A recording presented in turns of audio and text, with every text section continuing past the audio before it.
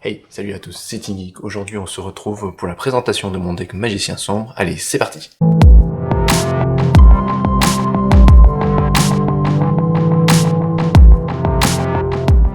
Ah voilà, mon deck Magicien Sombre, donc je l'ai fait avec un extra. Il est surtout basé sur le contrôle. Voilà. Je n'ai pas les gros monstres à 30, 50, 60, 70 euros.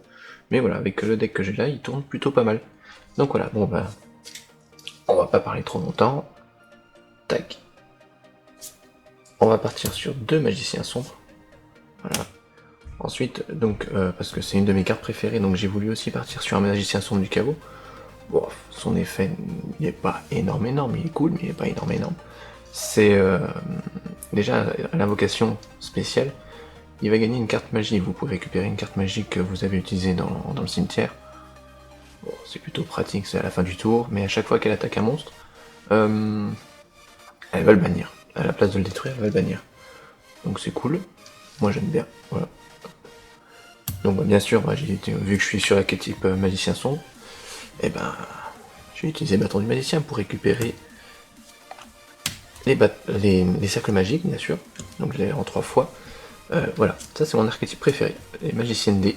Donc bah voilà, sur le deck que j'ai là, je vais le laisser comme ça. Si j'ai un jour, je veux faire un autre deck magicien sombre un peu plus compétitif, ça ce sera autre chose. Mais là, pour le coup, moi je l'ai combiné à des magiciennes DB, vous allez voir, j'ai aussi combiné à autre chose. Donc je vais jouer magicienne DB 2 fois pour pouvoir, parce qu'elle a comme effet de, à l'invocation, elle tuto, une magicienne D, et quand elle est attaquée ou qu'elle est ciblée, juste ciblée, vous pouvez invoquer SP une magicienne D depuis le deck. Donc moi ça me plaît. Ensuite, on aura une, deux, trois magiciennes des chocolats qui vont, en fait, quand elle sera attaquée, invoquer SP depuis le cimetière. Et en fait, le monstre sera obligé de l'attaquer, et en plus, son attaque est divisée par deux. Voilà, et son effet le plus intéressant, c'est de défausser un monstre magicien pour pouvoir piocher une carte. Voilà. Bon, c'est souvent H, mais au moins, moi j'aime bien. Et aussi, bah, là, une des cartes que j'aime bien défausser pour la magicienne des chocolats, c'est cette carte-là, puisque son effet, lui, s'applique soit sur la main, soit sur le cimetière. Donc bon, ça passe partout, elle est belle. Et voilà. Il y a aussi un autre effet que moi j'aime bien, c'est que si elle est détruite, on peut invoquer magicienne des ténèbres un peu de partout. Donc ça c'est cool. Je l'ai en une et deux fois. Une bonne end-trap, hein, puisque au cas où vous pouvez aussi l'invoquer. Donc parce que c'est ça son effet principal quand même. C'est que vous pouvez l'invoquer soit depuis la main, soit depuis le cimetière, dès qu'un de vos monstres magiciens est ciblé en fait. Voilà. Puis autre effet intéressant, parce que bon, elle est vraiment multitâche, hein, c'est que les monstres depuis de niveau 7 de type magicien ne sont plus destructibles par effet de carte. Ce qui est franchement cool. Bon, magicienne des ténèbres que j'ai mis en une fois, hein, puisque la seule fois où je vais vouloir l'invoquer c'est grâce à mana. Et voilà. Un autre archétype que j'ai choisi, que j'aime beaucoup, parce que le plus gros défaut du deck magicien sombre comme je le jouais jusqu'à maintenant, c'est les invocations. Parce qu'il n'y a pas tant d'invocations spé. Excusez-moi, je suis envahi par les mouches. C'est les invocations spé. Et donc, sorcière vent, c'est cool pour les invocations spé. Celle-là, si on ne contrôle aucun monstre, on peut l'invoquer spé depuis la main, et dès qu'elle invoque spé, déjà elle inflige 500 points de dégâts. C'est cool, c'est du burn. C'est du burn gratuit. Et en plus, si, on peut invoquer SP une autre sorcière vent. Et ce qui va permettre de faire une synchro assez cool que moi j'aime bien. Voilà, je la joue en une, deux et trois fois. Celle-là, elle aura aussi l'effet de burn, mais je vais jamais l'utiliser, hein, parce que celle-là on peut la défausser depuis la main ou la sacrifier, et on inflige du burn. Mais son effet le plus intéressant, et c'est elle qu'on va chercher à invoquer. Déjà, elle peut s'invoquer SP si on ne contrôle pas de monstre, ou si seulement des sorcières vent. Ce qui était pratique, j'ai eu un coup où je l'avais en main, et je n'avais plus... Je voulais faire son effet, ça marchait pas. Et ben j'ai pu l'invoquer SP, et donc faire ma synchro que j'ai besoin. Je vais la jouer en une, en deux. Bien sûr, Entrap, un effet Veller qu'on va jouer en une, deux fois. Et là on va passer au Magie Piège.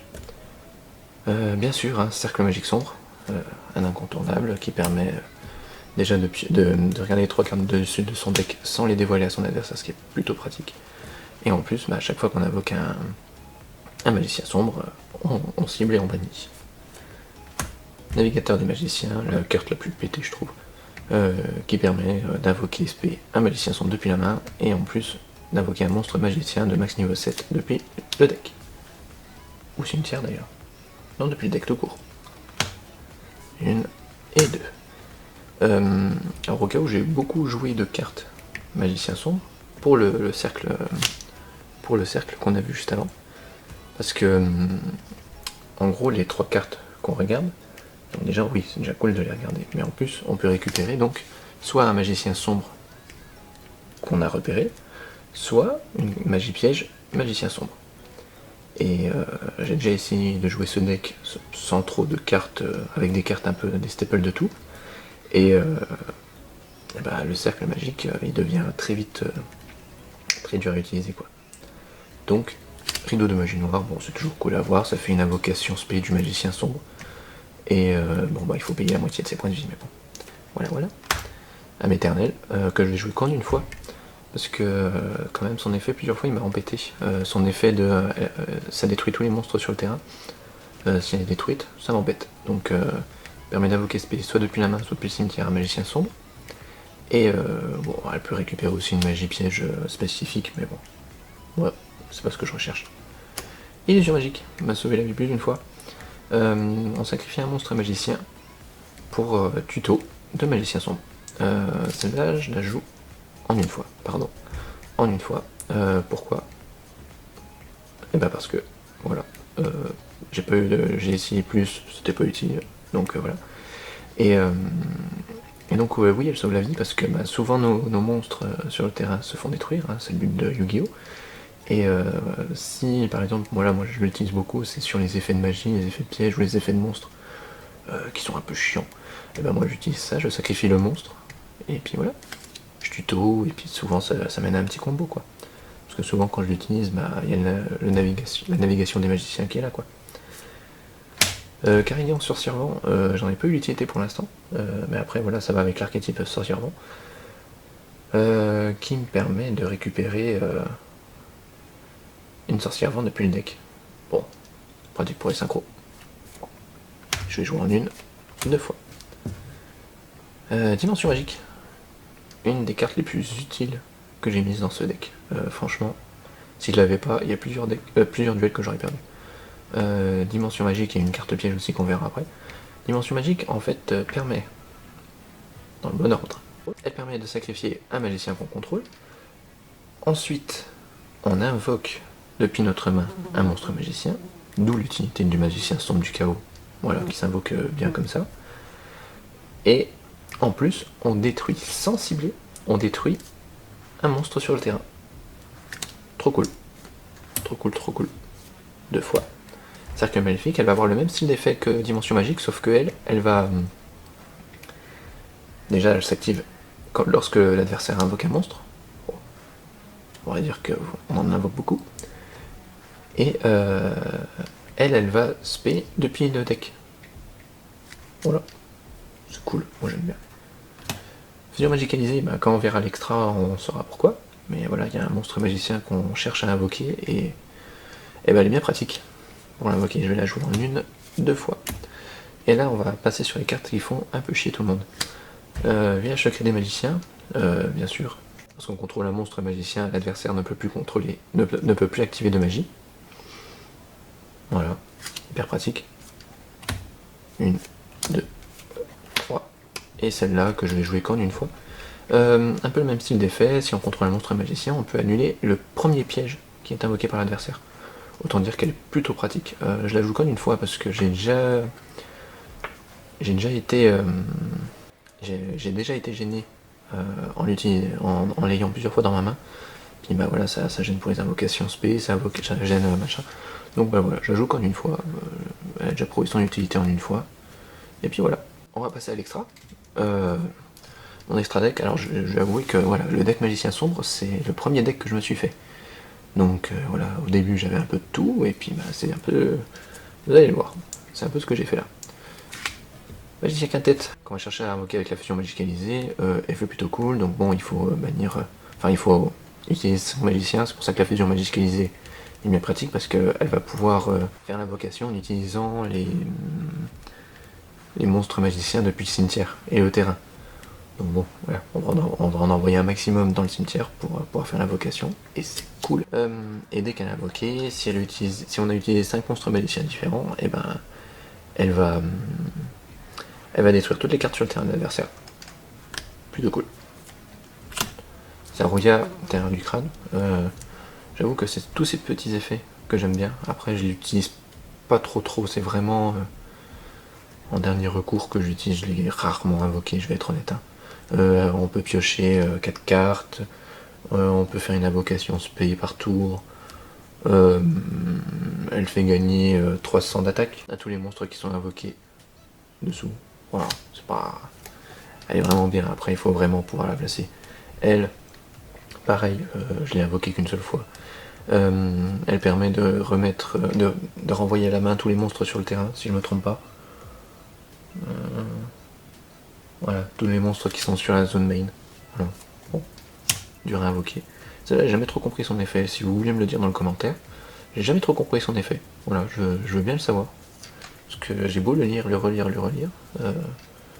je ne vois pas.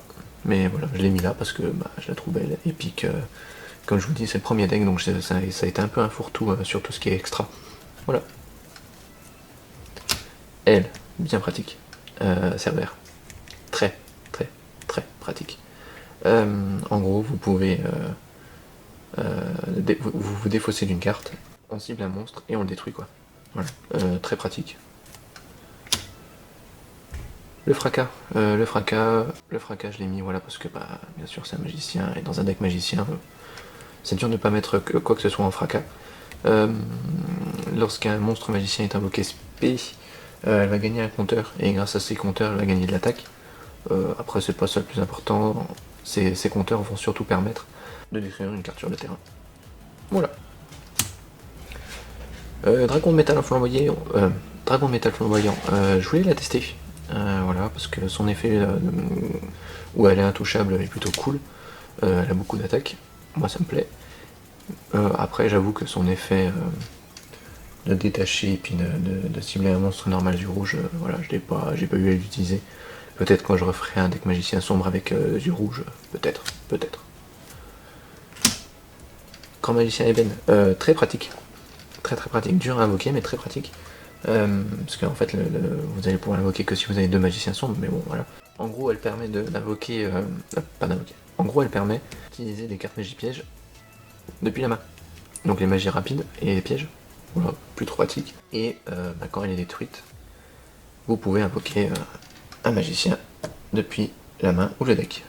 Voilà, c'est plus trop pratique. Celle-là je voulais la faire, donc je voulais l'utiliser en combo avec Sarouja. Parce que donc vous pouvez détacher un, vous invoquez 2 jetons, puis voilà, ça peut arriver que vous ayez 4 monstres sur le terrain au total, et puis invoquer Sarouja, donc plutôt cool. Lich de l'ombre pour faire des jetons, plutôt sympa. Celle-là, vous pouvez gagner le contrôle d'un monstre.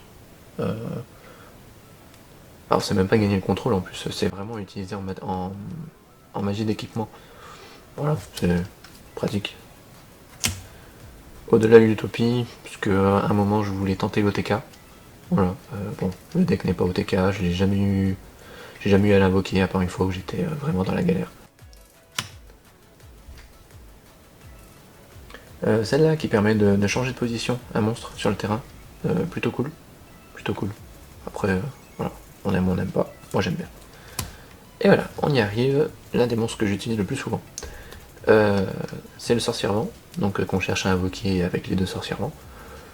Moi je l'aime bien, elle a un effet de burn, c'est-à-dire que vous pouvez cibler un monstre dans votre cimetière, un monstre sorcier-vent bien sûr, et en fait vous infligez la moitié de l'attaque à l'adversaire. Plutôt cool. Aussi, vu que vous allez utiliser que des sorciers-vent, elle a un deuxième effet. Donc quand vous infligez des dommages d'effet, et ben en gros vous pouvez détruire une carte sur le terrain. Et en fait, un autre effet encore, c'est que si vous avez utilisé des sorciers vent pour l'invoquer, et ben vous pouvez faire cet effet 2 fois. Voilà, voilà. Donc plutôt cool. Burn, ça détruit. Bon, dommage, ça doit cibler pour détruire, mais c'est pas grave. Et donc cette carte, j'utilise 2 fois. Et voilà, c'est tout pour le deck Magicien Sombre, j'espère que la vidéo t'a plu.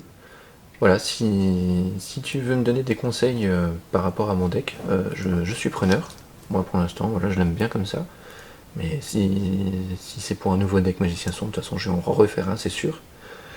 Voilà, donc bien sûr je ne joue pas Dragoon, hein, trop cher. Voilà, on n'a pas tous les mêmes moyens. Puis voilà. Et ben, mets un petit j'aime si ça t'a plu, un petit commentaire, et puis bah, à plus. Voilà.